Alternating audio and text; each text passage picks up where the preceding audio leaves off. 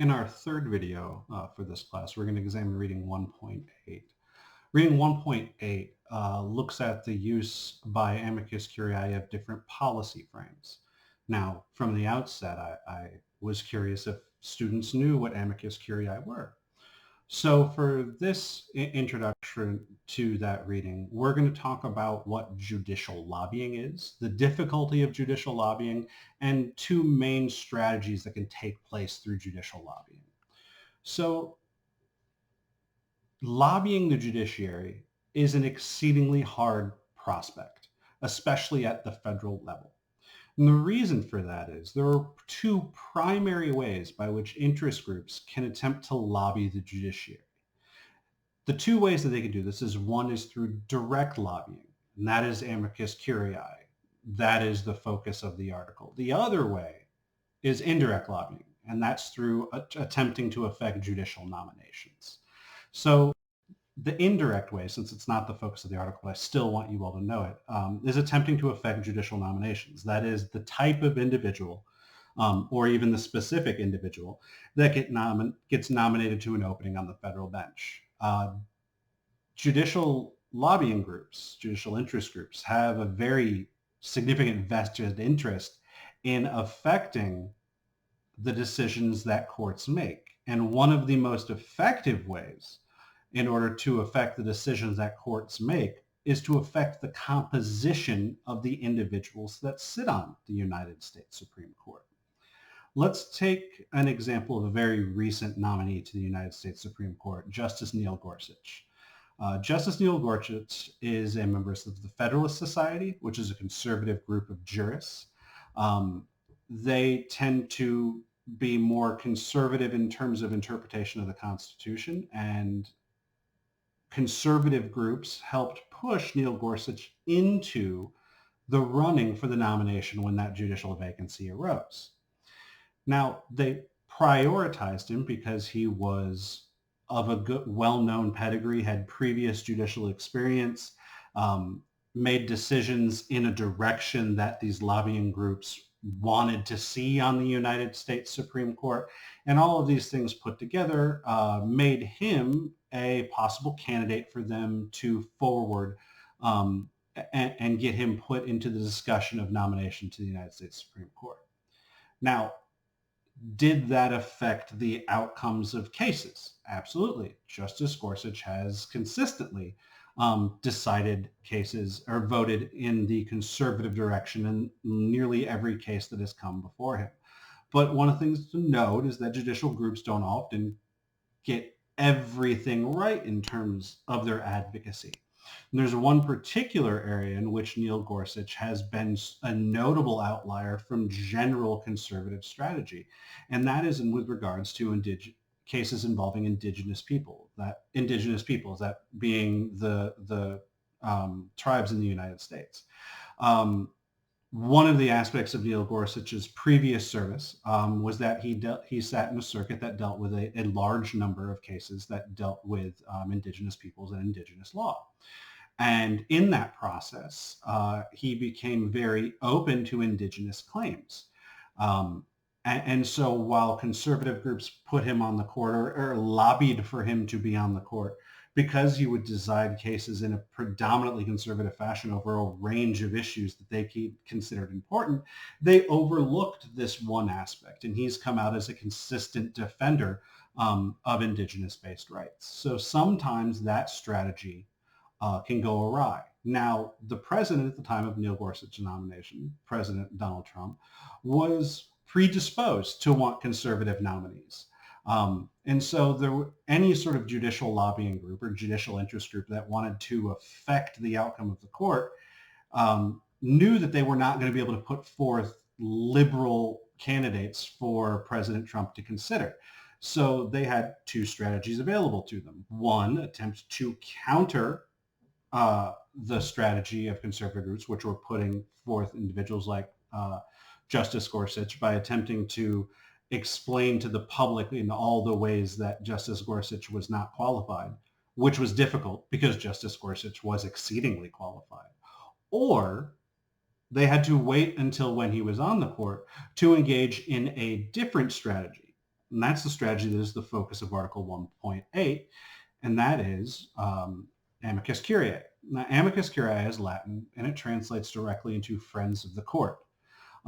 These friends of the court are allowed, with permission of the parties, to submit briefs urging the court to decide one way or the other.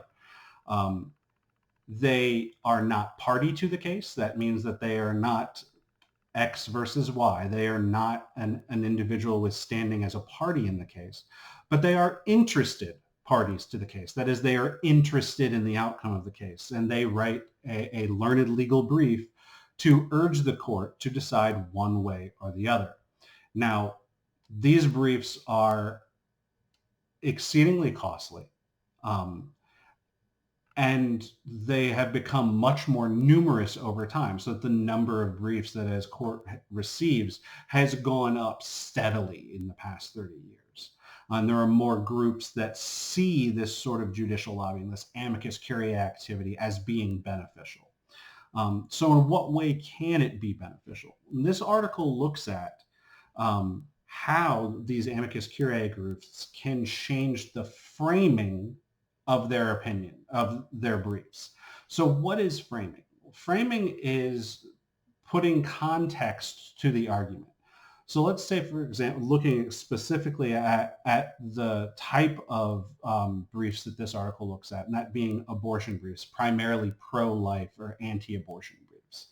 Now, all of these groups are anti-abortion, and they have as their goal to see Roe v. Wade overturned, or to see Roe v. Wade become invalidated, and see a moratorium on a federal right for a woman to obtain an abortion. That is their policy end. But there are numerous ways in which they can attempt to get that policy end through different selections of framing in their amicus curiae briefs. This article deals with three of them. 1, morality. 2, health and safety of the mother. And 3, science. These are three very different frames prioritizing very different arguments, all with the same desired goal at the end. Now, if these goals are all continuous throughout, they are anti-abortion groups, why does the framing matter? And the framing does matter fairly significantly. The reason why framing matters is framing is a way that framing arguments in a certain way change the way individuals perceive the argument. Let me provide you an example from political communication research more generally. Let's take an issue of homelessness, and let's talk about two different sorts of ways you can tell a story about homelessness.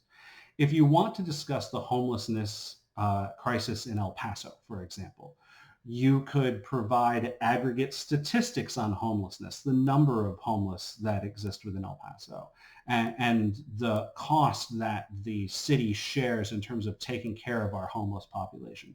That is one way to frame that discussion. Another way would be to talk to individuals whom are homeless and tell their story. Now, both of those frames have at the same goal, to bring to light the understanding of what the homelessness situation looks like in the city of El Paso. But we know from extant research that one is going to be much more effective than the other in causing us to be sympathetic.